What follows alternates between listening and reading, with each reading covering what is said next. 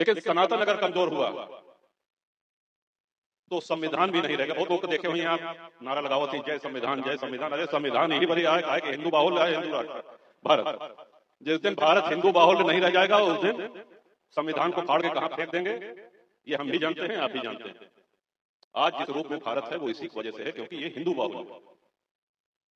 और जितना आज मुस्लिम हैं ये सब पहले हिंदुए रहे, कौनो अरब से उमर से नहीं आया है। जो आस्था विहीन थे, जो कायर थे, जो लोभी थे, लालची थे, जो निष्ठाहीन थे, वो लोग दबाव में आकर के, प्रलोभन में आकर के अपना धर्म परिवर्तन कर लिए। और जो धार्मिक थे, जो वीर थे, जो बलिदानी थे, हम सभी लोग उनकी संतानें हैं। तो इनसे कोई पूछे कि जिन देशों में सनातन नहीं है वहां क्या संविधान जिंदा नहीं है? विश्व के सबसे प्राचीनतम संविधानों में अगर ब्रिटेन में संविधान से शासन चल रहा है, अमेरिका में चल रहा है, फ्रांस में चल रहा है और अनेकों देशों में जहां संवैधानिक व्यवस्थाएं काम कर रही हैं, संवैधानिक संस्थाएं ठीक से काम कर रही हैं, वो देश क्या सारे हिंदू राष्ट्र हैं? क्या वहां पर हिंदू जिंदा है? हिंदुओं के कारण वो संविधान चल रहे हैं, सनातन के कारण संविधान चल रहे हैं? नहीं। अगर ये कायर हिंदू थे और तुम बहुत बहादुर थे, ये बहुत बहादुर हिंदू है, हिंदुओं की संतानें हैं आप, तो वो बहादुर हिंदू उन लोगों से लड़े क्यों नहीं? उनको हराकर भगाया क्यों नहीं? उनकी गुलामी हजारों साल स्वीकार क्यों करी?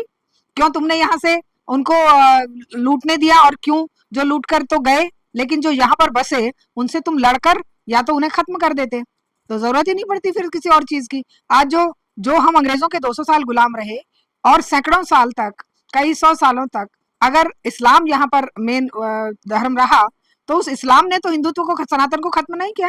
तुम सनातन के बैरी होकर सनातन को खत्म करने की बातें कर रहे हो। यहाँ उस समय कोई सनातन खत्म नहीं हुआ।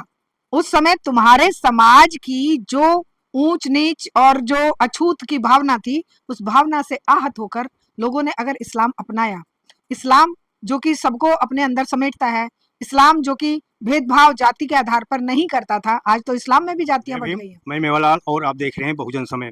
साथियों, अभी एक चर्चा बहुत जोरों से चल रहा है कि रघुराज प्रताप सिंह राजा भैया, उनका बयान आया है कि अगर सनातन जब तक है तब तक संविधान जिंदा है। सनातन जिस दिन खत्म हो गया उस दिन संविधान को कब का कोई जला के उसको फाड़ के फेंक देगा का कोई पता नहीं चलेगा। और दूसरी तरफ करें कि जो आज मुसलमान हैं वो पहले सब हिंदू थे लेकिन ये गद्दार थे, कायर थे, लालच में आकर ये मुसलमान बन गए, सिख बन गए, जैन बन गए, ईसाई बन गए, तो उनको गद्दार कह रहे हैं। तो आज मैं उसी पर चर्चा करने के लिए जाने माने एक्टिविस्ट हैं शारदा दीक्षित जी, वो खुल करके बोलती हैं और सच्चाई को उजागर करती हैं। तो आज उनसे समझने के लिए आया हूं कि राजा भैया का बयान को कैसे देखती हैं, अगर क्या वाकई में संविधान का रक्षा सनातन कर रहा है। मैडम से समझता हूँ, आपने राजा भैया का बयान तो आपने सुना ही होगा, उन्होंने जो उनका बयान है आप कैसे देखती हैं उनको? देखिए, ये बयान जो ये लोग देते हैं, बीजेपी के इकोसिस्टम से जुड़े हुए जो लोग हैं, वो ऐसे ऊटपटांग बयान और समाज के ताने बाने को डिस्टर्ब करने वाले, समाज के ताने बाने में कुंठा पैदा करने वाले बयान ये लगातार देते रहते हैं। ये कोई नई बात नहीं है कि चाहे कोई राजा भैया हो, चाहे कोई किसान भैया हो, इनके जितने भी विचारधारा से जुड़े लोग हैं वो सारे के सारे ऐसी फितरत रखते हैं कि ये समाज के अंदर विभाजन पैदा करने वाले बयान देंगे, कुंठा पैदा करने वाले बयान देंगे और ऐसे बयान देंगे जिनके अंदर सच्चाई का लेश मात्र भी नहीं होता है। ये बात कर रहे हैं कि सनातन जिंदा है जब तक नहीं, संविधान जिंदा है जब तक सनातन जिंदा है। तो इनसे कोई पूछे कि जिन देशों में सनातन नहीं है वहां क्या संविधान जिंदा नहीं है? विश्व के सबसे प्राचीनतम संविधानों में अगर ब्रिटेन में संविधान से शासन चल रहा है, अमेरिका में चल रहा है, फ्रांस में चल रहा है और अनेकों देशों में जहां संवैधानिक व्यवस्थाएं काम कर रही हैं, संवैधानिक संस्थाएं ठीक से काम कर रही हैं, वो देश क्या सारे हिंदू राष्ट्र हैं? क्या वहां पर हिंदू जिंदा है? हिंदुओं के कारण वो संविधान चल रहे हैं, सनातन के कारण संविधान चल रहे हैं? नहीं। असल बात यह है कि जहां संवैधानिक मूल्यों को सम्मान दिया जाता है, जहां संवैधानिक मूल्यों को लेकर व्यवस्थाएं चलती हैं, यहाँ तो संवैधानिक मूल्यों को ताक पर रख दिया जा रहा है, यहाँ तो संवैधानिक मूल्यों को उठाकर खूंटियों पर टांग दिया जा रहा है और दुहाई दी जा रही है कि भाई सनातन जिंदा है तो संविधान जिंदा है। संविधान को जिंदा छोड़ा ही कहाँ है? संविधान को अभी आज की स्थिति अगर हम देखें तो संवैधानिक मूल्य कहाँ है? जिस तरह के बयान दे रहे हैं ये लोग कि अगर सनातन ये जो आज अल्पसंख्यक लोग हैं, ये पहले कभी हिंदू थे। तुम्हारी बात अगर सत्य है और तुम्हारे अकॉर्डिंग अगर ये कायर हिंदू थे और तुम बहुत बहादुर थे, ये बहुत बहादुर हिंदू है, हिंदुओं की संतानें हैं आप, तो वो बहादुर हिंदू उन लोगों से लड़े क्यों नहीं? उनको हराकर भगाया क्यों नहीं? उनकी गुलामी हजारों साल स्वीकार क्यों करी? क्यों तुमने यहाँ से उनको लूटने दिया? और क्यों जो लूट कर तो गए, लेकिन जो यहाँ पर बसे उनसे तुम लड़कर या तो उन्हें खत्म कर देते, तो जरूरत ही नहीं पड़ती फिर किसी और चीज की। आज जो जो हम अंग्रेजों के 200 साल गुलाम रहे और सैकड़ों साल तक, कई सौ सालों तक अगर इस्लाम यहाँ पर मेन धर्म रहा, तो उस इस्लाम ने तो हिंदुत्व को, सनातन को खत्म नहीं किया। तुम सनातन के बैरी होकर सनातन को खत्म करने की बातें कर रहे हो। यहाँ उस समय कोई सनातन खत्म नहीं हुआ। उस समय तुम्हारे समाज की जो ऊंच नीच और जो अछूत की भावना थी, उस भावना से आहत होकर लोगों ने अगर इस्लाम अपनाया, इस्लाम जो कि सबको अपने अंदर समेटता है, इस्लाम जो कि भेदभाव जाति के आधार पर नहीं करता था, आज तो इस्लाम में भी जातियां बढ़ गई हैं, उस समय नहीं था। अगर उस समय हमारे उन दलित भाइयों ने या उन अछूतों ने या उन लोगों ने जिनको तुमने बहिष्कृत कर रखा था, समाज का अंग नहीं मानते थे, तुम उनके हाथ का पानी नहीं पीते थे, उन्हें अपने कुओं से पानी भरने नहीं देते थे, उन्हें शिक्षा का अधिकार नहीं था, उन्हें तरह तरह की यातनाएं दी जाती थी, उनके तो कहने को कितने हजारों ऐसे आप देख सकते हैं कि अत्याचार और अन्याय जो उन पर होते थे, उन्हें उन्हें तुमने अपनाया नहीं। और जब वो तुमसे, अगर तुम्हारी बात को सच माने, इसमें कोई सच्चाई है नहीं वैसे जो कह रही हो, लेकिन अगर तुमने उन्हें अपनाया होता, उन्हें प्यार किया होता, उन्हें समाज का अंग माना होता, तो आज जो समस्या हम झेल रहे हैं, आज जो समाज के अंदर विभाजनकारी शक्तियां जातियों के आधार पर फूट डाल रही हैं, जातियों के आधार पर अन्याय और अत्याचार कर रही हैं, जातियों के आधार पर आरक्षण और दूसरी दूसरी समस्याएं खड़ी हो रही हैं, वो सब नहीं पड़ती आरक्षण की। क्योंकि अगर सब बराबर होते, कोई दलित अछूत या कोई ऐसा ना होता जिसको कि गांव के बाहर बसाया जाए, तो तुमने तो खुद वो व्यवस्थाएं बनाई और उन व्यवस्थाओं के लिए आज तुम कह रहे हो कि ये उनकी संतानें हैं जो कि डर गए, कायर थे, जो जो गलत तरीके से उनके दबाव में आ गए। ये मैडम, ये आज वो राजा के नाम से पुकारे जाते हैं, लोकतंत्र में क्या आज भी राजा हैं? किस तरह से राजा आज जीवित हैं? देखिए, ये कोई ना राजा है और ना ये किसी के भैया है। ये तो जो वो बाहुबली पैदा हो जाते हैं, राजनीतिक पार्टियों को समर्थन देने के लिए राजनीतिक पार्टियां वोट चाहती हैं। वोट की खेती आज कैसे होती है? डरा के, धमका के, दबदबा बना के। एक वो भी तो है जो ये कहते थे दबदबा है, दबदबा था, दबदबा रहेगा। तो ये वैसे ही राजा हैं जो दबदबे को चलाकर दबदबे के आधार पर समाज के अंदर वोट बटोरते हैं, और वोट बटोरने के लिए इस तरह के बयान देते हैं जिससे कि समाज के अंदर फिर से कोहराम पैदा हो, फिर से विभाजन पैदा हो। क्योंकि समस्याओं का समाधान ये व्यवस्था कर नहीं सकती, बेरोजगारी हटा नहीं सकती, जो मारामारी चल रही है शिक्षा को दे नहीं सकती, समाज को जिस दिशा में लेके जाना चाहिए वहां ये ले नहीं जा सकते। ये केवल समाज के अंदर वैर विरोध और आपस में मार काट, लड़ना भिड़ना, और कभी अल्पसंख्यकों पर, कभी दलितों पर, कभी बेटियों पर, महिलाओं पर अन्याय और अत्याचार करते रहेंगे और खुद बाहुबली बनकर वोट बटोरने के लिए सत्ताधारी दलों को मदद करते रहेंगे। मैडम, इनके बारे में कहा जाता है कि इनके खिलाफ कोई चुनाव नहीं लड़ सकता, और आएगा तो इनसे सलाम ठोकेगा और तब वो चुनाव लड़ेगा, नहीं तो चुनाव कोई आम आदमी, गरीब आदमी इनके सामने खड़ा नहीं होता डर के मारे। हाँ, क्योंकि इस व्यवस्था को ऐसे दबंग लोग ही चाहिए, दबंगों के चलाई इस व्यवस्था में, जहां पर किसी साधारण आदमी का, पहली बात तो चुनाव के लिए खड़े होने का सोचना ही अपने आप में एक बहुत बड़ा अपराध है। क्योंकि ना उसके पास पैसा होगा, ना दबंगई होगी, ना अपराधी उसका चरित्र होगा, ना वो अपराध करने का रिकॉर्ड रखता होगा कि कितने मर्डर किए, कितने रेप किए, कितनी फिरौतियां मांगी, कितने तुमने लोगों को सताया। वो सब तो एक साधारण बंदा कर नहीं सकता। जो ये सारे तमगे रखते हैं, जो इस तरह की सारी क्वालिफिकेशन रखते लोग हैं, वही आज राजनीतिक दलों में पूजनीय हैं, उन्हीं की प्रतिष्ठा है, उन्हीं को लोग सलाम ठोकते हैं, और इसी के कारण आज राजनीति से लोगों को नफरत हो गई है। इन जैसे लोगों के वर्चस्व को देखकर, इन जैसे लोगों के जो समाज के अंदर जो यातनाएं और जो डर और भय, आतंक का वातावरण पैदा कर दिया गया है, चुनावी राजनीति इसी को लेकर अपने वोट भुनाती है, इसी को लेकर सत्ता तक पहुंचती है। इसके अलावा इनके पास ना जनता की समस्याएं दूर करने का कोई रास्ता है, ना इनके पास सुरक्षा देने का कोई रास्ता है, ना इनके पास रोजगार देने का कोई रास्ता है, ना इनके पास एजुकेशन देने का कोई रास्ता है, ना ही समाज के भेदभाव दूर करने का रास्ता है। जब इनके पास कोई समाधान है ही नहीं, तो ये और समस्याएं खड़ी करके ही, वो होता है ना कि जैसे कोई छोटी चोट लगी है, वो छोटी चोट का दर्द आदमी कब भूलता है, जब कोई बड़ी चोट लग जाती है। तो ये बड़ी चोटें मारने पे लगे रहते हैं, और जो बयान देते हैं ये उन बड़ी चोटों के दर्द को भी भुला दिया जाए जनता के द्वारा, और जनता, राजनीतिक चेतना से विहीन जनता इनके मुद्दों को लेकर अब क्या होगा, अल्पसंख्यक इस बात को लेकर उड़ेंगे कि हमारे लिए ऐसा बोला।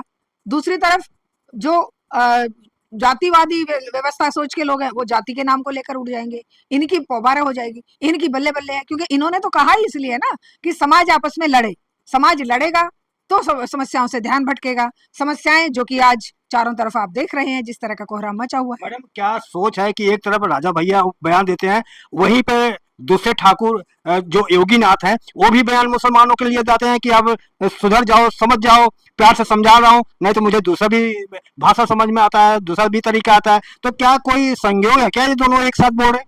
हाँ, इनके निर्देश जारी कर दिए जाते हैं, इस व्यवस्था की तरफ से निर्देश जारी कर दिए जाते हैं कि देखिए अब लोग सवाल जवाब मांगेंगे, लोग पूछेंगे कि नीट पेपर लीक क्यों हो रहा है, लोग जवाब मांगेंगे कि सीयूटी के एग्जाम को बच्चों को, युवाओं को इतना भटकाया क्यों जा रहा है, और शिक्षा को बर्बाद करने के लिए आप इतने लंबे चौड़े जो एग्जाम करवाते हैं वो भी लीक हो जाते हैं, फिर उनके रिजल्ट नहीं आते हैं, रिजल्ट आ जाए तो फिर नियुक्तियां नहीं होती हैं, जो मतलब सारे जो घपले चल रहे हैं उन घपलों से ध्यान कैसे हटेगा जब ये ऐसे उटपटांग बयान देंगे। जैसे कि अभी योगी महाराज ने बयान दिया है, महाराज है वो, योगी महाराज है, उन महाराज ने क्या बयान दिया है कि हम अल्पसंख्यकों को समझा रहे हैं।